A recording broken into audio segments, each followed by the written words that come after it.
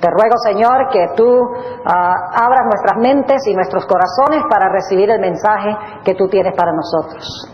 Ayúdanos, Señor, a concentrarnos en tu palabra y a aplicarla a nuestra vida. Te lo pedimos en el nombre de nuestro querido Salvador Jesús. Amén. En nuestro tema de esta mañana quiero hablarles del más grande de todos los profetas. Ahora todos conocemos los nombres de muchos profetas grandes: Isaías, Jeremías, Lamentaciones no es. Lamentaciones fue escrito por Jeremías. Conocemos a Daniel, Ezequiel, grandes profetas que menciona la Biblia. Pero es sorpresivo el hecho que el más grande de todos los profetas no fue ninguno de estos. Quiero colocar el ambiente para lo que vamos a hablar en nuestro tema de esta mañana, mencionándoles que por un periodo de unos 425 años antes de levantarse Juan el Bautista, quien es el más grande de todos los profetas, y dicho sea de paso, tiene su contraparte al final de la historia también, Juan el Bautista, y esa es la comparación que vamos a hacer en nuestro estudio de esta mañana.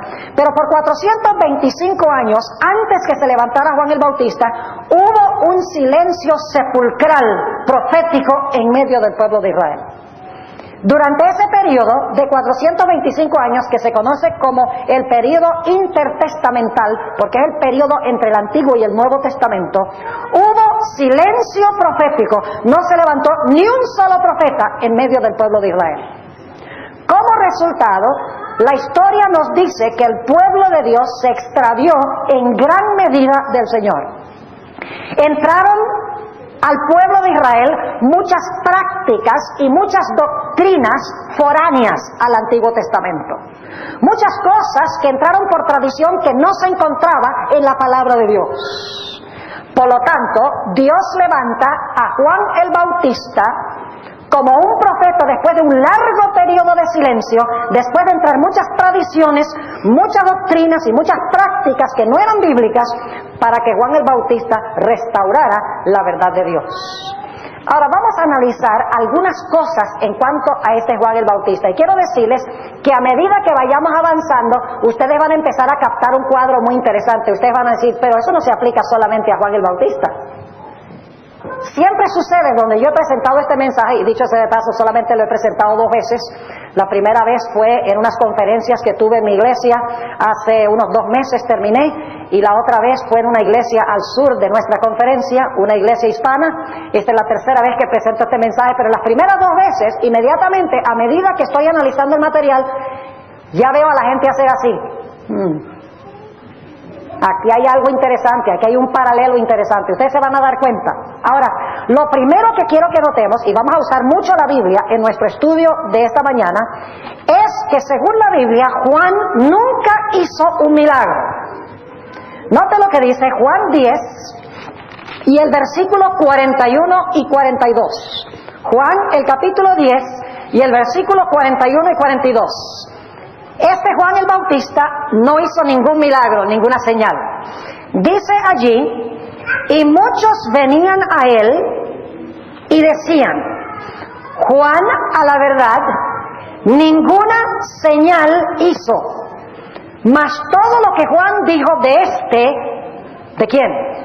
De Jesús era verdad. ¿Qué es lo que hizo que Juan fuera un verdadero profeta? ¿Sus señales o su mensaje? Su mensaje, dice, no hizo señal, pero todo lo que dijo en cuanto a era ¿qué? Verdad. Y muchos creyeron allí en él. Es decir, Juan no hizo ningún milagro, ninguna señal, pero su mensaje era la verdad, porque todo lo que dijo en cuanto al Mesías era cierto. Ahora, otro dato interesante es que Juan el Bautista nunca escribió un libro que encontramos en la Biblia. Imagínense eso, el más grande profeta que jamás se haya levantado, según Jesús, vamos a leerlo en un momento, y nunca escribió un libro bíblico. Note lo que dice el Evangelio según San Mateo, el capítulo 11 y el versículo 11. Mateo, el capítulo 11 y el versículo 11. Son palabras de Jesús. De cierto os digo, que no se levantó entre los que nacen de mujeres otro mayor que ¿quién? Que Juan el Bautista. El mayor de todos los profetas, y sin embargo no hay nada en la Biblia que haya sido escrito por él. Es un profeta que llamamos extracanónico, porque no incluyó ningún escrito en el canon bíblico. Ahora, otro dato interesante en cuanto a Juan el Bautista es que cuando la gente le preguntaba si era profeta, él dijo no. Ahora, ¿cómo entendemos esto? Jesús dice que es el más grande de los profetas y le pregunta a Juan, ¿eres profeta? Y dice no. Vamos a leerlo. El Evangelio según San Juan, el capítulo 1 y los versículos 19 al 24. Juan 1 y los versículos 19 hasta el versículo 24. Y este es el testimonio de Juan. Cuando los judíos enviaron de Jerusalén sacerdotes y levitas que le preguntasen, ¿tú quién eres? Y confesó y no negó, mas declaró, no soy yo el Cristo. Y le preguntaron, ¿qué pues? ¿Eres tú Elías? No olviden eso, porque es un detalle importante, porque Juan va a decir que no, pero Jesús dice que sí. Y le preguntaron, ¿qué pues? ¿Eres tú Elías? Dijo, no soy. ¿Eres tú el profeta? Y respondió, no. Categórico, ¿verdad? Versículo 22. Dijéronle, pues ¿quién eres? Para que demos respuesta a los que nos enviaron. ¿Qué dices de ti mismo? Dijo, yo soy la voz del que clama en el desierto, enderezad el camino del Señor, como dijo Isaías profeta. Y los que habían sido enviados eran de los fariseos. Así que cuando le preguntaron a Juan, ¿eres tú un profeta? ¿Qué fue lo que dijo Juan? No. Cuando le preguntaron, ¿eres tú Elías? ¿Qué contestó Juan? No. Pero ahora yo quiero que ustedes noten lo que dijo Jesús. Vayan conmigo a Mateo, el capítulo 11 y el versículo 14. Mateo, el capítulo 11 y el versículo 14. Dice Jesús, aquí está hablando Jesús, y si queréis recibir, Él es aquel Elías que había de venir. Ahora eso sí está raro, una aparente contradicción en la Biblia. Le preguntan a Juan, ¿eres Elías? No. ¿Eres el profeta? No. Pero Jesús dice, no solo es un profeta, es el mayor de los profetas. Y Jesús dice, es Elías. ¿Cómo entendemos esto? Se los voy a explicar. ¿Saben ustedes qué nombre prefería Juan el Bautista? Prefería que se le llamara el mensajero del Señor. Porque había una profecía del Antiguo Testamento que se cumplió en él. Vayan conmigo a Malaquías el capítulo 3. Malaquías el capítulo 3. Y vamos a leer el versículo 1. Malaquías 3:1, una profecía, como veremos en unos momentos, en cuanto a la obra de Juan. Dice, he aquí, yo envío, ¿qué cosa? Mi mensajero, el cual preparará el camino delante de mí. ¿Cuál es el nombre que lleva Juan el Bautista? Mi mensajero, es decir, es el mensajero del Señor. Ahora, ¿saben por qué Juan el Bautista rehusó ser llamado un profeta y específicamente el profeta Elías? En primer lugar, porque él prefería ser llamado mensajero antes que profeta. En segundo lugar, porque había muchos profetas que le daban mal nombre a los profetas en aquella época. Muchos falsos profetas, así que dice no, porque hay tantos falsos profetas que le dan mal nombre al término, no profeso ser profeta. Además de eso, Juan el Bautista era humilde y por eso no pretendió el nombre. Noten lo que dice en el Evangelio según San Juan, el capítulo 1 y el versículo 27. Juan, el capítulo 1 y el versículo 27. Fíjense por qué Juan no dice yo soy profeta, jactándose de que es profeta. Dice en el capítulo 1 y el versículo 27, hablando Juan de Jesús, este es el que ha de venir tras mí, el cual es antes de mí, del cual no soy digno de desatar ¿qué? De desatar la correa de su zapato. Muchos en aquel día profesaban ser profetas. Juan el Bautista dice, no me digan profeta en ese sentido. Era humilde. Pero además de eso, el trabajo de Juan el Bautista involucraba mucho más que el trabajo de un profeta común y corriente. Porque el trabajo de Juan el Bautista era preparar a un pueblo para la llegada del Mesías. Es decir, su obra abarcaba una obra mucho mayor que la obra de un profeta común y corriente, como Jeremías, Isaías, que debían traer un reavivamiento al pueblo. El propósito de Juan era a preparar a un pueblo para recibir al Señor. Incluía todos los aspectos de la preparación del pueblo. Es decir, era más que un profeta. Note lo que dijo Jesús nuevamente en Mateo el capítulo 11, Mateo el capítulo 11 y el versículo 9, para que ustedes se den cuenta que lo que estoy diciendo es la verdad. Dice Jesús: ¿mas qué salisteis a ver? ¿Un profeta? También os digo, ¿qué cosa? Y más que un profeta. ¿Era Juan el Bautista un mero profeta? No, era más que un profeta. Su obra era mucho más abarcante. Preparar a un pueblo para la venida del Mesías. ¿Era Juan un profeta? ¿Sí o no? ¿Era el mayor de los profetas? ¿Pero qué prefería ser llamado? El mensajero del Señor, porque era humilde y porque sabía que los que profesaban el nombre profeta eran unos orgullosos y le daban mal nombre, y porque su obra abarcaba más que la obra de un profeta. Ahora, otro detalle interesante en cuanto a Juan el Bautista es que había profecías bíblicas exactas que anunciaron de que él se iba a levantar. Su obra era autenticada por profecías bíblicas. Noten lo que dice Mateo 3, para que ustedes vean. Juan no se levantó de repente y la gente dice: ¡ay, este de dónde salió! No, cuando Juan se levantó, lo estaban esperando, porque él citó pasajes del Antiguo Testamento demostrando que esos pasajes profetizaron que él se iba a levantar. Noten lo que dice Mateo el capítulo 3, Mateo el capítulo 3, y vamos a leer el versículo 1. Dice: en aquellos días vino Juan el Bautista predicando en el desierto de Judea y diciendo: arrepentíos, que el reino de los cielos se ha acercado, porque este es aquel del cual fue dicho por el profeta Isaías, que dijo. ¿Quién fue el que dijo que se iba a levantar Juan? Isaías. ¿Había una profecía del Antiguo Testamento que profetizó que Juan se iba a levantar? Sí. Voz de uno que clama en el desierto: aparejad el camino del Señor, enderezad sus veredas. Pero esta no era la única profecía que anunciaba que se iba a levantar Juan para preparar el camino para el Mesías. Había otra. Vayan conmigo al Evangelio según San Lucas, el capítulo 7 y el versículo 27. Lucas, el capítulo 7 y el versículo 27. Dicho sea de paso, esa profecía, la primera que notamos de Isaías, es Isaías 40 y el versículo 1 al 3. Ahora noten Lucas 7 y el versículo 27. Lucas 7:27, y aquí está hablando Jesús, y vamos a leer el versículo 26 para el contexto.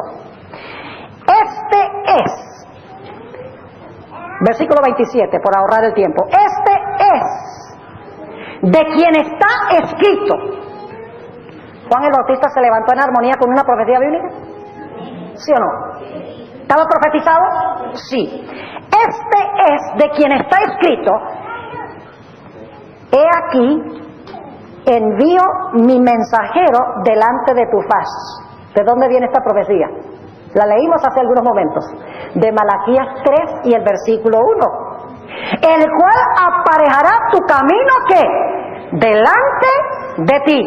Y noten el versículo 28. Porque os digo que entre los nacidos de mujeres no hay mayor profeta que ¿quién? Que Juan el Bautista. Ahora fíjense qué interesante esto, dos profecías del Antiguo Testamento que anunciaron de que antes que viniera el Mesías iba a venir alguien. ¿Para qué? Para preparar el camino. Ahora escuchen algo muy interesante.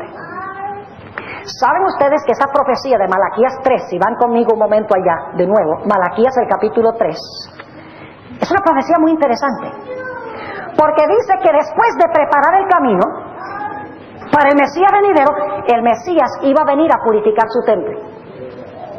Noten lo que dice Malaquías 3 y el versículo 1. Es decir, él está anunciando que el precursor viene a preparar a Israel, porque viene el Mesías a purificar el templo. Noten nuevamente el versículo 1. He aquí yo envío mi mensajero, al cual preparará el camino delante de mí. Y noten esto. Y luego ¿qué? ¿Luego de qué? Luego de la preparación, vendrá a su templo, ¿quién?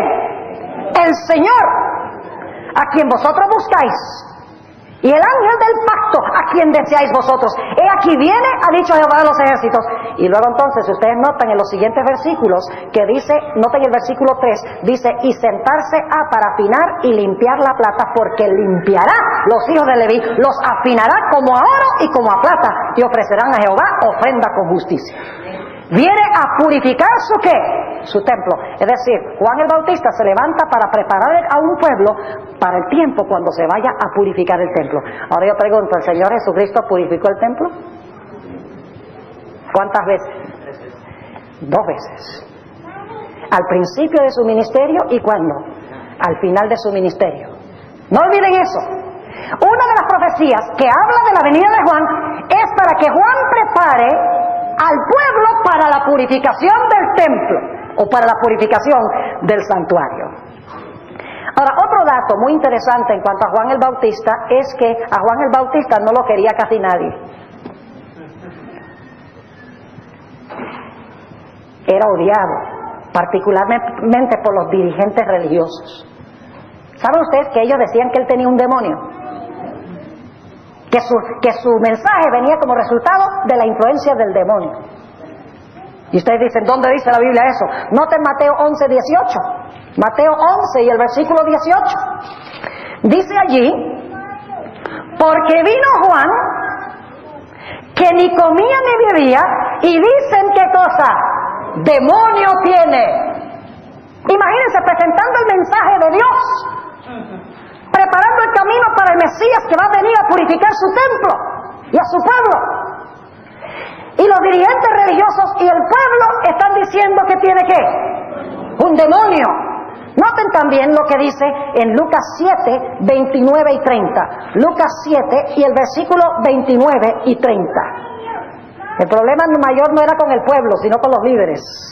Dice en el versículo 29, y todo el pueblo oyéndole, y los publicanos justificaron a Dios bautizándose con el bautismo de Juan. El problema no era con el pueblo mayormente. Versículo 30, mas los fariseos y los sabios de la ley desecharon el consejo de Dios contra sí mismos, no siendo que bautizados de él. Es decir, el rechazo del mensaje profético fue primordialmente entre los ministros de aquella época.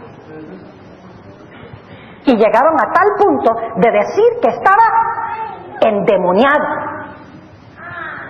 Ahora, otro dato interesante que tenemos en cuanto a Juan es que Juan se levantó en medio de un gran despertar religioso. Note lo que dice Mateo el capítulo 3. ¿Ya ven para dónde vamos con todo esto? ¿Ya se dan cuenta? ¿Cuántos se dan cuenta? Muevan la cabeza. Ya saben. ¿A quién vamos a comparar con Juan? ¿A quién vamos a comparar con Juan? A ver. ¿Y cómo sabían eso? Si yo no les he dicho nada. Por las características. Nota lo que dice Mateo 3 y el versículo 5 y 6. Mateo 3, 5 y 6. Entonces salía a él ¿qué? Jerusalén y toda Judea y toda la provincia del alrededor del Jordán. Te pregunto, ¿había un gran despertar religioso entre las muchedumbres de aquella época? ¿Gran interés religioso? Claro que sí. ¿Y saben por qué razón? Porque estaba por cumplirse una gran profecía de tiempo del libro de Daniel. ¿Qué profecía de tiempo estaba por cumplirse? Sí, pero ¿cuál profecía de Daniel habla de la venida del Mesías? Iba a terminar la profecía de las 70 semanas. El Mesías iba a ser ungido, iba a ser crucificado a la mitad de la última semana y se iba a cerrar la puerta de la gracia para la nación judía. Por eso había un gran despertar, porque estaba a punto de cumplirse esa profecía de tiempo del libro de Daniel, la profecía de las 70 semanas. Por eso había un alboroto entre la gente. Todo el mundo, dice aquí, salía a escuchar el mensaje de Juan y se arrepentían y se bautizaban. Había transformación de los corazones. Ahora, otro dato interesante en cuanto a Juan es que Juan nunca fue un líder en Israel y jamás fue ordenado. Nunca fue un fariseo, ni un saduceo, ni un escriba, ni ocupó una posición en la organización. Dios lo ordenó y Dios lo llamó para encomendar un mensaje al pueblo, pero nunca ocupó un puesto de liderazgo en medio del pueblo. ¿Y saben qué es interesante?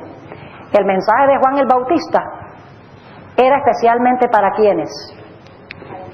Para los filisteos, para los babilonios, para los asirios, para los egipcios. ¿A quién fue enviado Juan? A los que profesaban ser ¿qué? Pueblo de Dios. Vamos a anotarlo.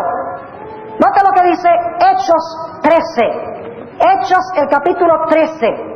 Y vamos a leer el versículo 24. Hechos 13 y el versículo 24.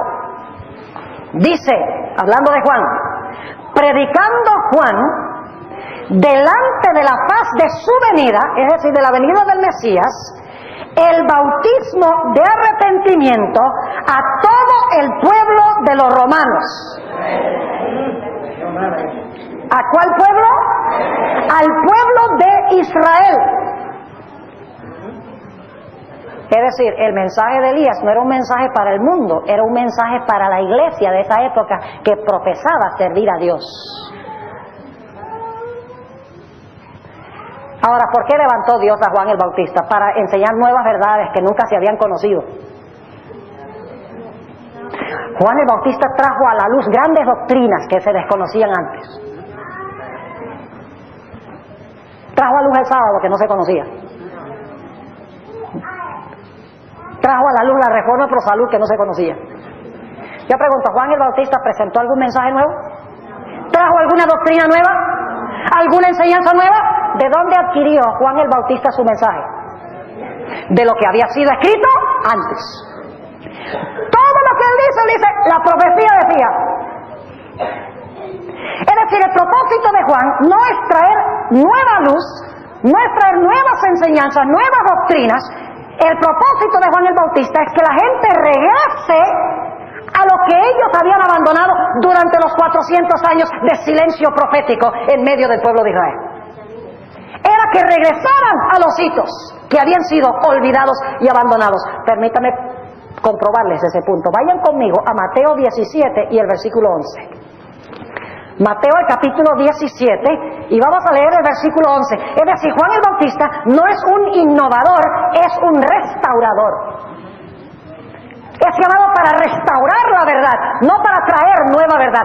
Es para mostrar a la gente el Antiguo Testamento y lo que realmente el Antiguo Testamento enseña en cuanto al Mesías. Note lo que dice Mateo el capítulo 17 y el versículo 11.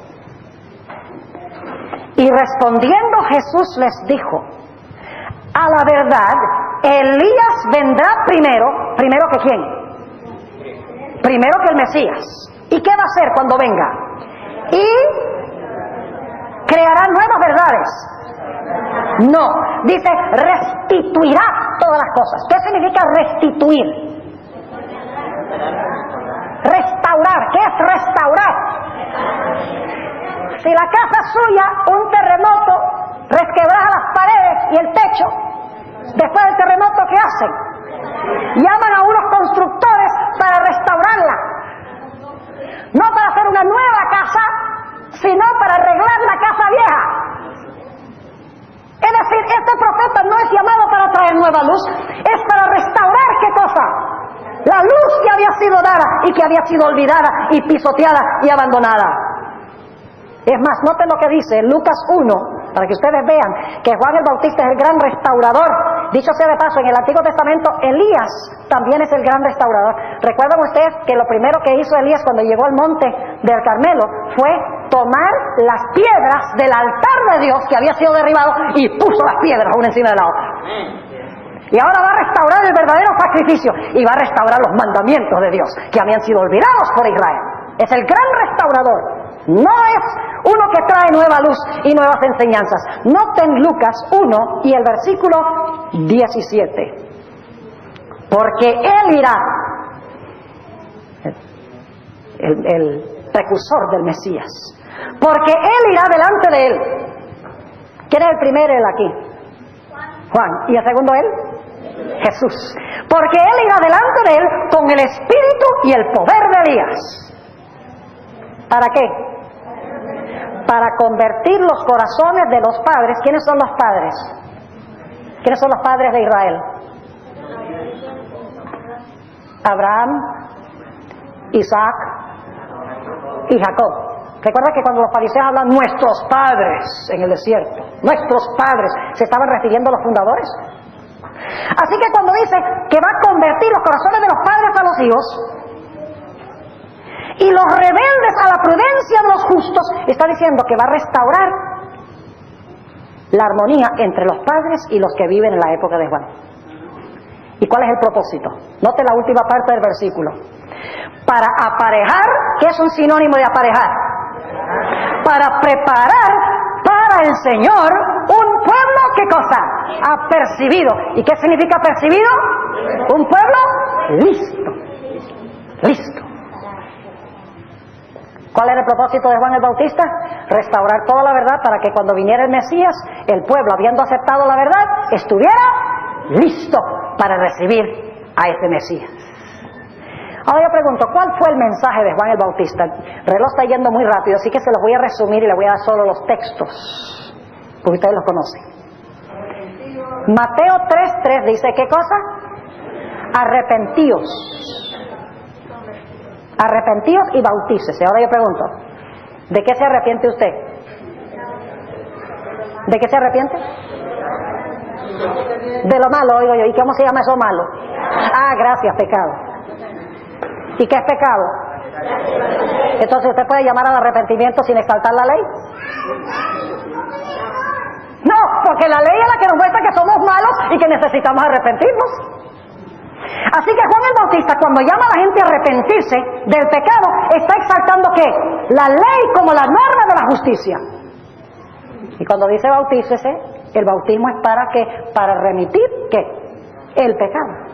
Ahora fíjense qué lindo, no solamente predica Juan arrepentirse del pecado y exalta la ley, porque el pecado es transgresión de la ley, sino que Juan también presentó la solución por el pecado en su mensaje. Ustedes saben, en Juan 1, 3 veces, Juan el Bautista apunta a Jesús y dice ¿qué cosa? He aquí el Cordero de Dios que quita el pecado del mundo. Restaura la ley, ¿cómo no? Porque la ley muestra el pecado, pero también muestra ¿a qué? La solución del pecado, al Mesías, el Cordero de Dios que quita el pecado del mundo. Exalta la ley y la gracia. Pero ¿saben qué más hace? Reprende a los líderes. Porque aquellos a quienes fue mandado Juan el Bautista se creían muy autosuficientes, se creían el pueblo escogido. Ah, nosotros somos el pueblo especial de Dios, decían. Pueblo escogido. Y Juan el Bautista dice, olvídense de eso. No penséis decir en vuestros corazones, somos hijos de Abraham, porque Dios puede levantar hijos de Abraham de estas piedras. ¿Será posible que el último pueblo de Dios también es muy autosuficiente y se cree muy especial porque es el remanente de Dios, pero está negando todo lo que enseña la Biblia? Así que reprende a los líderes, por eso lo odiaban. ¿Saben ustedes? En la Biblia no hay ni un solo profeta que la gente haya querido. Consígame uno. Los profetas eran odiados, apedreados, crucificados, pisoteados, maltratados por el propio pueblo a quienes eran enviados. Los peores enemigos de los profetas eran el pueblo a quienes eran enviados los profetas. Así que si la gente ataca a la hermana Juan, no me preocupa. Si todo el mundo dice, ay, qué linda esa mujercita, mire qué lindo escribió, a mí sí me encanta eso, todo el mundo le gustara a la hermana Juan, yo digo, eso no cuadra con los profetas. Pero si la gente la aborrece, está en buen camino. Y la razón por la cual no quieren a los profetas es porque los profetas se meten en la vida privada. Le dicen a uno lo que es. Al pan, pan y al jugo de uva, jugo de uva.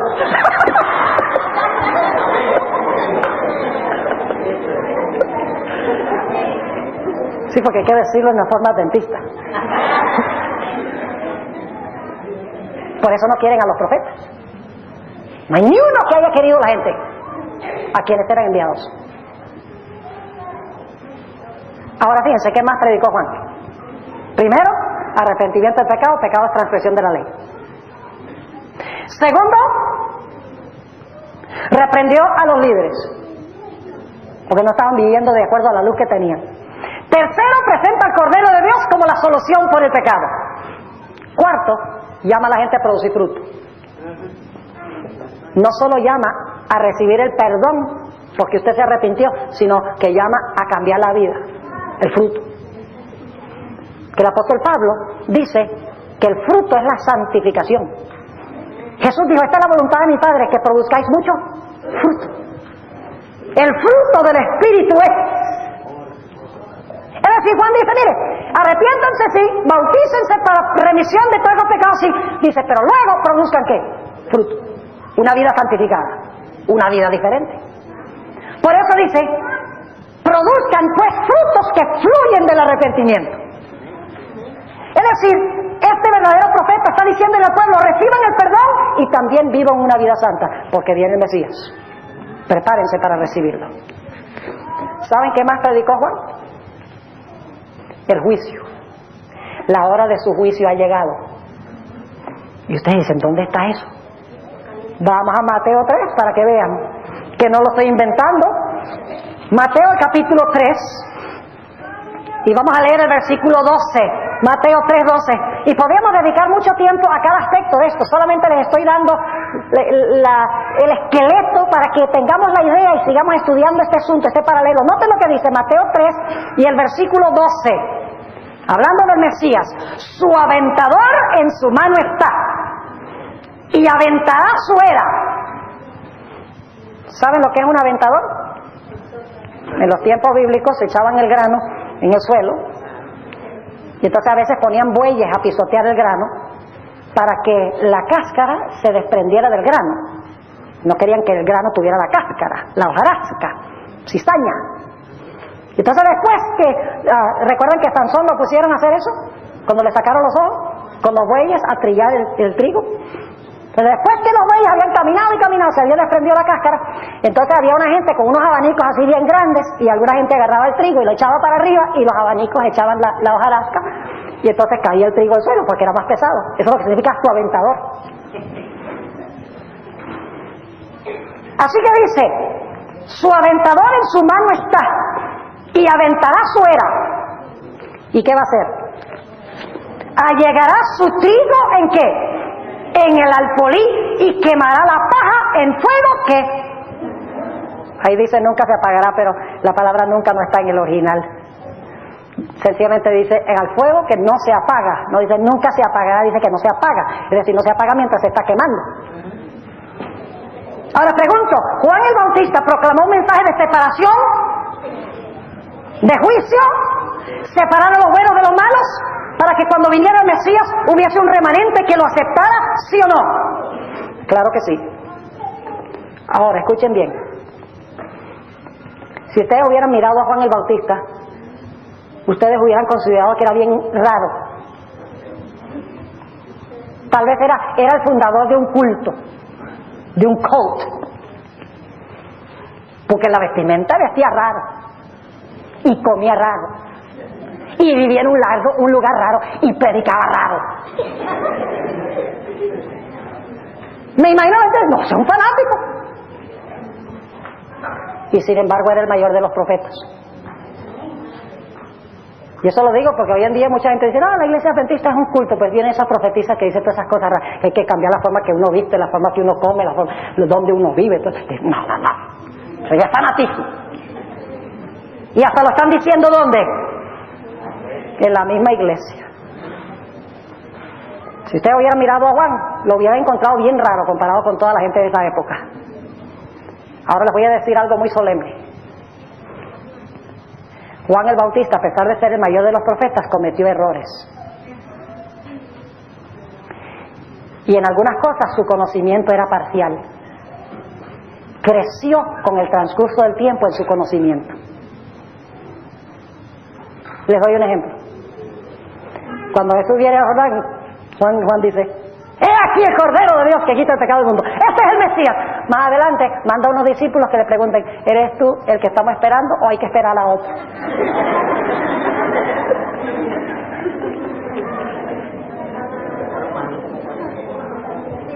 ¿Creció? ¿Tuvo que corregir algunos de sus conceptos? Sí, Señor. ¿Y saben algo? Una de las razones por las cuales Juan el Bautista no comprendió bien. ¿Ustedes recuerdan que acabo de leer de que su aventador en su mano está y la hojarasca la va a tomar y la va a echar ¿dónde? En el fuego. ¿Saben que Juan el Bautista no entendió bien la diferencia entre la primera y la segunda venida? Él creía que iba a haber una sola venida del Mesías. Y por eso cuando Jesús habla de amor y de misericordia y hace milagros, dice, bueno, ¿y qué clase de Mesías es este? Su aventador en su mano está. Y va a separar el trigo de la cizaña. No comprendía bien. Era humano, era imperfecto. Y creció en su conocimiento. No olviden eso, porque es un dato muy importante. Último punto que quiero hablar en cuanto a Juan el Bautista, para luego hacer la comparación. Y la comparación la vamos a hacer rapidito, porque el tiempo ya se fue. Quiero hablarles un momento de la luz mayor y la luz menor. Saben que hasta hace 2 meses yo creía que esa terminología que usa la hermana White, de que Dios ha llamado una luz menor, que es el Espíritu de Profecía, para llevar a los hombres y las mujeres a la luz mayor, yo pensaba que esa analogía, comparando el Espíritu de Profecía y la Biblia, bajo el término de luz menor y luz mayor, estaba usando la hermana White la comparación entre el sol y la luna, porque el sol es la luz mayor y la luna es la luz menor. Yo pensaba, bueno, la Biblia es como el sol y la luna es como los escritos del Espíritu de Profecía. Pero luego al estudiar descubrí que esa no es la fuente de la cual adquiere la hermana White la terminología luz menor y luz mayor.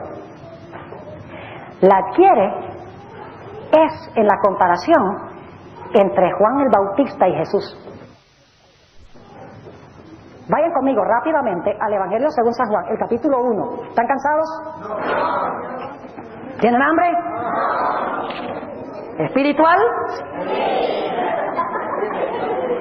Fíjense, Juan 1, versículos 7 y 8. Juan 1, 7 y 8. Este vino por testimonio, para que diese testimonio de la luz, para que todos creyesen por él. Y ahora escuchen esto. No era él la luz. ¿Quién no era la luz? Juan. No era él la luz, sino para que diese testimonio de la luz. ¿Por qué levantó Dios a Juan el Bautista? Para dar testimonio de la ¿qué? De la luz. Ahora viene mi pregunta. ¿Para qué necesitaba Dios levantar una lucecita si iba a venir la lucesota?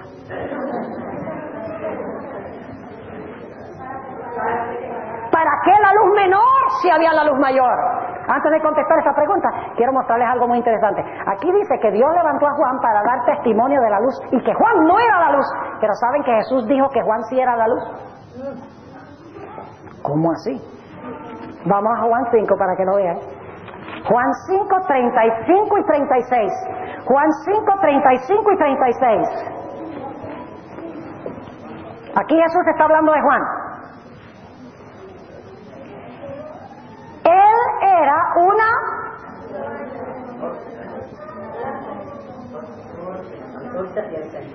¿Qué quiso decir Jesús cuando dijo, yo soy la luz del mundo?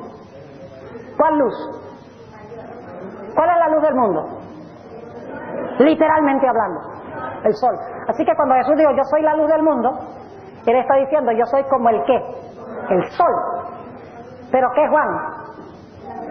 Una antorcha. ¿Qué tiene más luz, el sol o una antorcha?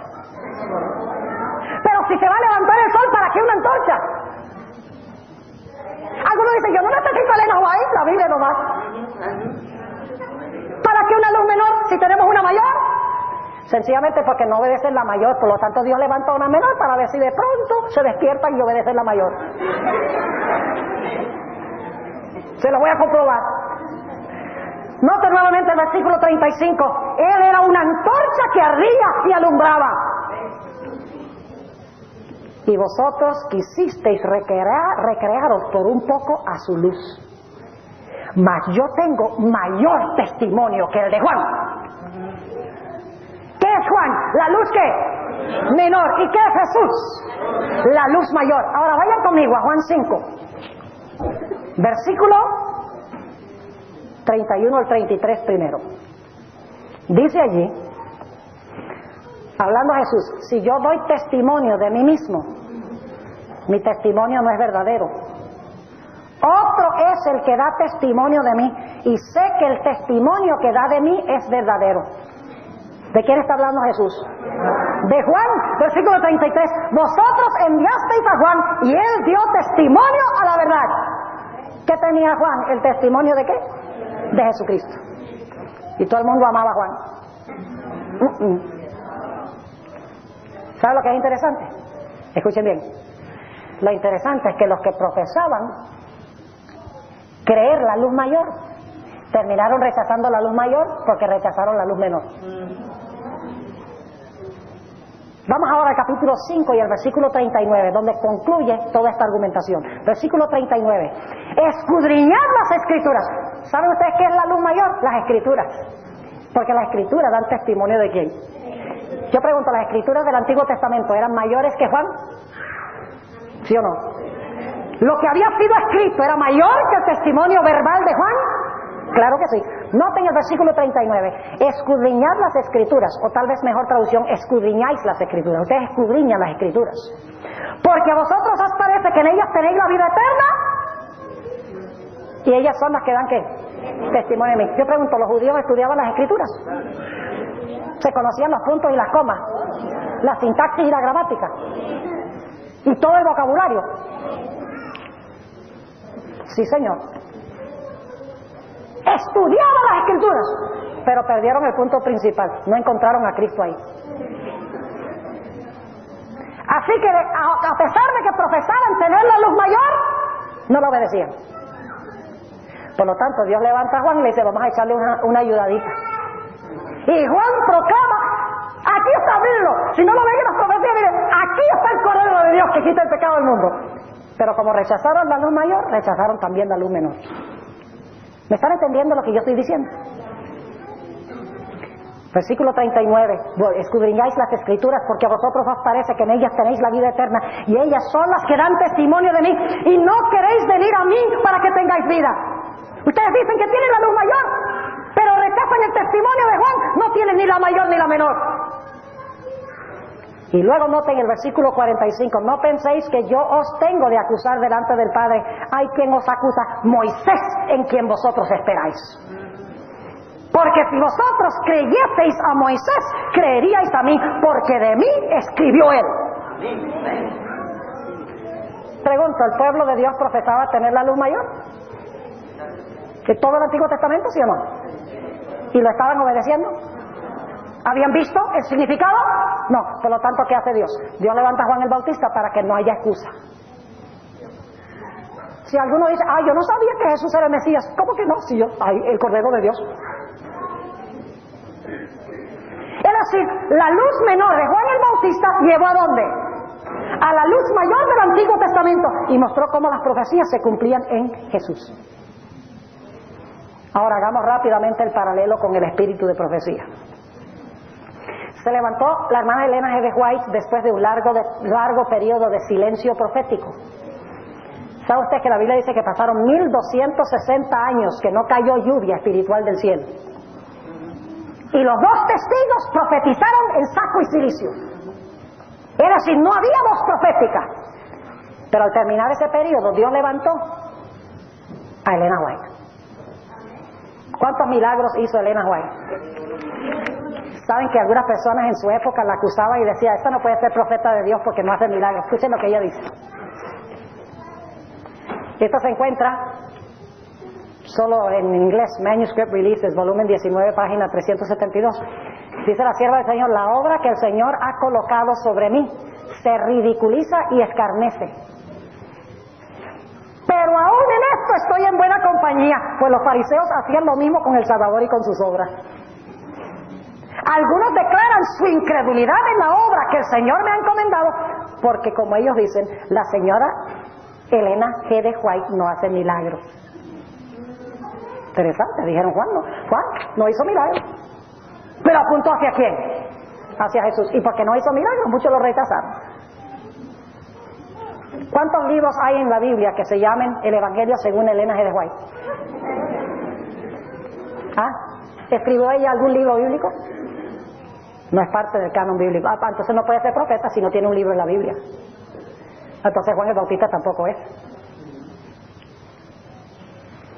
Yo pregunto, a la hermana Elena G. de White, cuando le preguntaron si era profeta, ¿qué dijo? Dice, no, yo no profeso ese nombre. Prefiero que me llamen. ¿Y por qué escogió ese nombre? ¿Por qué tantos nombres que podría haber escogido? Prefiero que me llamen mensaje del Señor. Y saben que ella dice, la razón por la cual prefiero que no me llamen profeta es porque hay mucha gente por allí llamándose profeta y le dan un mal nombre al término. Lo mismo que Juan. Además de eso, la hermana White era ¿qué? Humilde. Y no quería, con orgullo, pretender ser profetisa. Y además de eso, la obra de la hermana Elena de White era mucho más grande que la de un profeta común y corriente, porque su obra era preparar a un pueblo para la venida de Jesús, la segunda venida de Jesús. Y Dios prometió que antes de la segunda venida iba a mandar a Elías otra vez. Lo dice Malaquías 4. Yo pregunto, ¿Dios levantó a la hermana White en armonía con una profecía bíblica? Y entonces el dragón fue airado contra la mujer y se fue a hacer guerra contra el remanente de la simiente de ella, los cuales guardan los mandamientos de Dios y tienen el testimonio de Jesucristo. ¿Es esta una profecía de que en el pueblo remanente iba a haber el don de profecía, sí o no? Claro que sí. Pregunto, ¿se levantó Elena G. de White en medio de un gran reavivamiento religioso cuando estaba por cumplirse una profecía del profeta Daniel? ¿Qué profecía es esa? ¿Han oído hablar del gran reavivamiento y el escándalo de los mileritas? Digo escándalo porque hay mucho movimiento en Norteamérica. ¿Qué iba a hacer Jesús cuando se terminaran los 2300 días? Purificar el santuario. ¿Y qué iba a hacer el Mesías después que Juan terminara su obra? Purificar el templo. La hermana Elena G. de White es odiada por muchos, aún en la iglesia. Muchos líderes y pastores. Es triste tener que decirlo. Pero aún en la dirección de la obra, hay personas que no quieren que se sepa de Elena G. White. En mi propia iglesia hubo, y puede ser que haya uno que otro. Me dijeron, no cite a la hermana Elena G. White en sus sermones. Imagínense, en una iglesia adventista. Adventistas diciendo eso. Ya gracias a Dios la mayoría se han ido a otra iglesia. Pero se han venido muchos. Si la hermana White es tan odiada, es porque debe andar por buen camino. La hermana Elena de White nunca fue una líder de la iglesia adventista. Nunca fue ordenada por manos humanas. Nunca ocupó un puesto en la iglesia. Fue enviada como mensajera al pueblo remanente de Dios. No al mundo, sino al pueblo remanente de Dios. Su mensaje es para el pueblo de Dios. Su mensaje es el mismo mensaje de Juan. Llama al arrepentimiento. Exalta la ley de Dios. Apunta al Cordero de Dios que quita el pecado del mundo. Si no lo creen, lean el libro deseado de todas las gentes. Amonesta a los líderes de la iglesia a un reavivamiento y una reforma.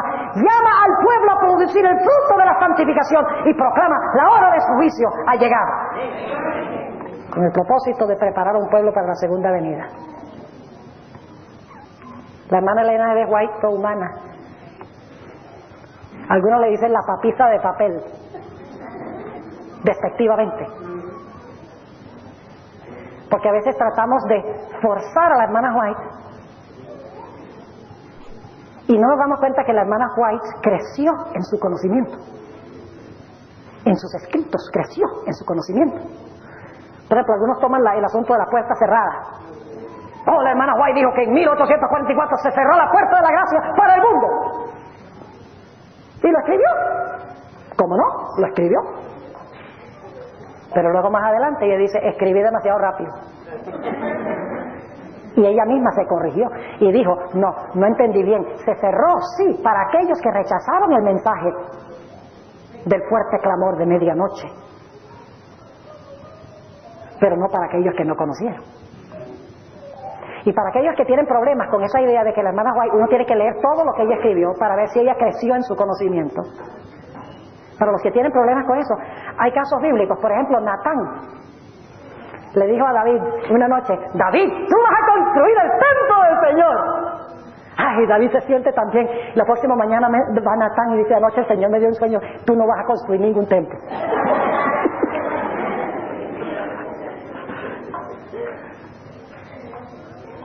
Así que no obliguen a la hermana White a ser infalible. Es más, la misma Biblia, los autores crecen en su conocimiento. Pero porque hay cosas que están propensas a ser dudadas, no significa que vamos a dudar de todo. Hay siempre lugar para dudar, pero también hay siempre lugar para tener fe. Finalmente, ¿saben ustedes por qué Dios levantó a Elena G. White? ¿Cuántas nuevas doctrinas trajo Elena White? Usted puede comprobar el sábado de la Biblia sin usar el Espíritu de Profecía. ¿Puede comprobar el sábado? ¿Puede usted comprobar que uno debe tener cuidado con el cuerpo, que no debe comer carne de puerco? Ah, ok. ¿Puede usted comprobar en la Biblia que los muertos no saben nada? ¿Puede usted comprobar en la Biblia que en 1844 comenzó el juicio? ¿Sí? ¿Cuántas nuevas doctrinas, cuánta nueva luz trajo Elena White? Ninguna. Entonces, ¿para qué la levantó Dios si tenemos la Biblia? Los cristianos hoy dicen: tenemos la Biblia, no necesitamos ningún profeta. El problema es que no están obedeciendo la Biblia, igual que los judíos. Así que Dios dice: les voy a dar una ayudadita. Y Dios levanta a la hermana White para despertar el interés de la gente en el estudio de la Biblia.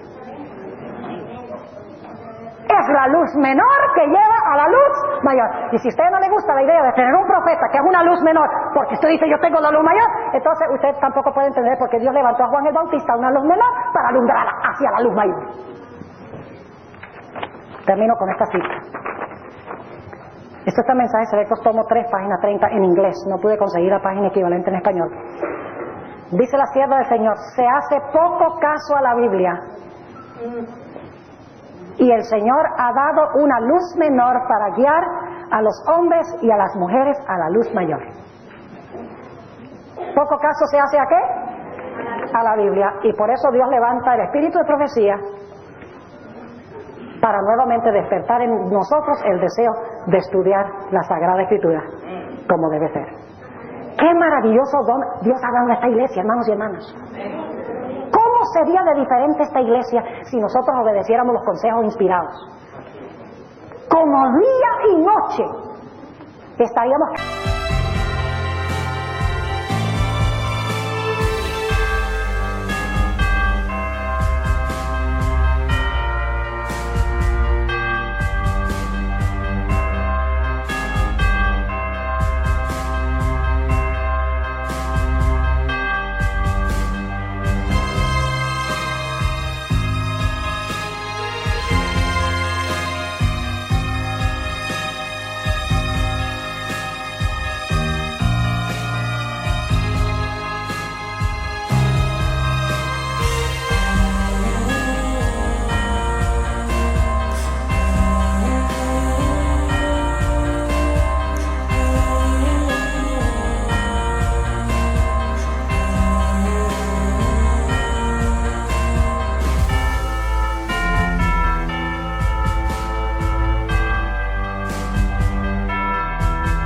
creciendo explosivamente, pero donde no hay visión, el pueblo se disipa. Es tiempo de que saquemos los libros rojos y le quitemos el polvo y nos pongamos a leer y a comparar con la Biblia. Quitémosles el celofán. Termino con esto, palabra. Este es el último comentario. Un hermano de una iglesia en Colombia, un día fui a visitarlo, le dije: pastor, venga, quiero mostrarle mi biblioteca. Y me lleva y muestra la biblioteca y dice: tengo todos los libros de la hermana Elena G. White, mire, ahí están toditos. Y saben, lo interesante es que toditos estaban cubiertos con papel celofán. Entonces yo le digo: pero hermano, ¿cuántos de esos ha leído? Dice: no, pastor, ninguno. Le dije: ¿cómo que ninguno, hermano? ¿Por qué no? Quítales el celofán, léalos. Dice: quitar el celofán, pastor. Si les quito el celofán se dañan. Ustedes no me creen esta historia, pero es la verdad. ¿De qué vale tener un montón de libros en un escaparate y no quitarles el celofán para leerlos? Usted puede tener un plato de comida muy sabroso. Ah, mire, como que no espera abajo ahorita. Ah, arroz, carne vegetal, ensalada, vegetales, postre, todo eso está en un plato lindo en la mesa. ¿De cuánto le sirve si no lo come? Puede tener este libro muy bonito, muy hermoso allí, precioso, pero si no se lo come, ¿de qué le sirve? Cuando comemos es que nos fortalecemos con aquello que comemos. De la misma manera, cuando comemos la palabra de Dios, el Espíritu de profecía, nos fortalecemos espiritualmente. Hagámoslo, mis hermanos y hermanas. Oremos. Padre Celestial, te damos gracias por este maravilloso don que has dado a tu iglesia, que muchas veces hemos rechazado y hemos ignorado. Te ruego, Señor, que tú nos ayudes a amar este don, a volver a la casa, a sacar los libros, a leerlos y a implementarlos en la práctica en nuestras vidas. Gracias te damos, Señor, por cumplir tu promesa. Y gracias te damos por este maravilloso don. En el nombre de Cristo, nuestro Salvador. Amén. Te ruego, Señor, que tú abras nuestras mentes y nuestros corazones para recibir el mensaje que tú tienes para nosotros. Ayúdanos, Señor, a concentrarnos en tu palabra y aplicarla a nuestra vida. Te lo pedimos en el nombre de nuestro querido Salvador Jesús. Amén. En nuestro tema de esta mañana quiero hablarles del más grande de todos los profetas. Ahora todos conocemos los nombres de muchos profetas grandes: Isaías, Jeremías, Lamentaciones no es. Lamentaciones fue escrito por Jeremías. Conocemos a Daniel, Ezequiel, grandes profetas que menciona la Biblia. Pero es sorpresivo el hecho que el más grande de todos los profetas no fue ninguno de estos. Quiero colocar el ambiente para lo que vamos a hablar en nuestro tema de esta mañana, mencionándoles que por un periodo de unos 425 años antes de levantarse Juan el Bautista, quien es el más grande de todos los profetas, y dicho sea de paso, tiene su contraparte al final de la historia también, este Juan el Bautista, y esa es la comparación que vamos a hacer en nuestro estudio de esta mañana. Pero por 425 años antes que se levantara Juan el Bautista, hubo un silencio sepulcral profético en medio del pueblo de Israel. Durante ese periodo de 425 años, que se conoce como el periodo intertestamental, porque es el periodo entre el Antiguo y el Nuevo Testamento, hubo silencio profético. No se levantó ni un solo profeta en medio del pueblo de Israel. Como resultado, la historia nos dice que el pueblo de Dios se extravió en gran medida del Señor. Entraron al pueblo de Israel muchas prácticas y muchas doctrinas foráneas al Antiguo Testamento. Muchas cosas que entraron por tradición que no se encontraba en la palabra de Dios. Por lo tanto, Dios levanta a Juan el Bautista como un profeta después de un largo periodo de silencio, después de entrar muchas tradiciones, muchas doctrinas y muchas prácticas que no eran bíblicas, para que Juan el Bautista restaurara la verdad de Dios. Ahora vamos a analizar algunas cosas en cuanto a este Juan el Bautista, y quiero decirles que a medida que vayamos avanzando, ustedes van a empezar a captar un cuadro muy interesante. Ustedes van a decir, pero eso no se aplica solamente a Juan el Bautista. Siempre sucede donde yo he presentado este mensaje, y dicho sea de paso, solamente lo he presentado 2 veces. La primera vez fue en unas conferencias que tuve en mi iglesia, hace unos 2 meses terminé, y la otra vez fue en una iglesia al sur de nuestra conferencia, una iglesia hispana. Esta es la tercera vez que presento este mensaje, pero las primeras 2 veces, inmediatamente, a medida que estoy analizando el material, ya veo a la gente hacer así. Aquí hay algo interesante, aquí hay un paralelo interesante. Ustedes se van a dar cuenta. Ahora, lo primero que quiero que notemos, y vamos a usar mucho la Biblia en nuestro estudio de esta mañana, es que según la Biblia, Juan nunca hizo un milagro. Note lo que dice Juan 10 y el versículo 41 y 42. Juan, el capítulo 10 y el versículo 41 y 42. Este Juan el Bautista no hizo ningún milagro, ninguna señal. Dice allí, y muchos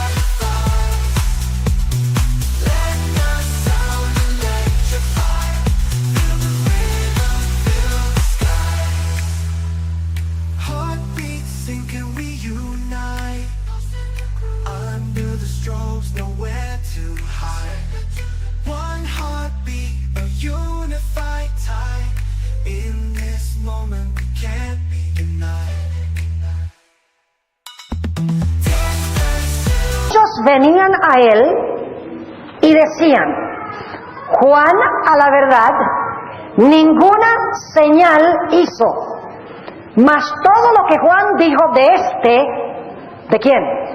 De Jesús era verdad. ¿Qué es lo que hizo que Juan fuera un verdadero profeta? ¿Sus señales o su mensaje? Su mensaje, dice, no hizo señal, pero todo lo que dijo en cuanto a este era ¿qué? Verdad. Y muchos creyeron allí en él.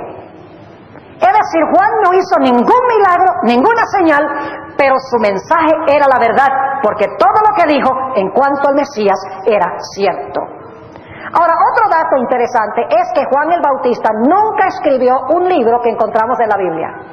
Imagínense eso, el más grande profeta que jamás se haya levantado, según Jesús, vamos a leerlo en un momento, y nunca escribió un libro bíblico. Note lo que dice el Evangelio según San Mateo, el capítulo 11 y el versículo 11. Mateo, el capítulo 11 y el versículo 11. Son palabras de Jesús. De cierto os digo, que no se levantó entre los que nacen de mujeres otro mayor que ¿quién? Que Juan el Bautista. El mayor de todos los profetas, y sin embargo no hay nada en la Biblia que haya sido escrito por él. Es un profeta que llamamos extracanónico, porque no incluyó ningún escrito en el canon bíblico. Ahora, otro dato interesante en cuanto a Juan el Bautista es que cuando la gente le preguntaba si era profeta, él dijo no. Ahora, ¿cómo entendemos esto? Jesús dice que es el más grande de los profetas y le pregunta a Juan, ¿eres profeta? Él dice no. Vamos a leerlo. El Evangelio según San Juan, el capítulo 1 y los versículos 19 al 24. Juan 1 y los versículos 19 hasta el versículo 24. Y este es el testimonio de Juan. Cuando los judíos enviaron de Jerusalén sacerdotes y levitas que le preguntasen, ¿tú quién eres? Y confesó y no negó, mas declaró, no soy yo el Cristo. Y le preguntaron, ¿qué pues? ¿Eres tú Elías? No olviden eso, porque es un detalle importante, porque Juan va a decir que no, pero Jesús dice que sí. Y le preguntaron, ¿qué pues? ¿Eres tú Elías? Dijo, no soy. ¿Eres tú el profeta? Y respondió, no. Categórico, ¿verdad? Versículo 22. Dijéronle, pues ¿quién eres? Para que demos respuesta a los que nos enviaron. ¿Qué dices de ti mismo? Dijo, yo soy la voz del que clama en el desierto, enderezad el camino del Señor, como dijo Isaías profeta. Y los que habían sido enviados eran de los fariseos. Así que cuando le preguntaron a Juan, ¿eres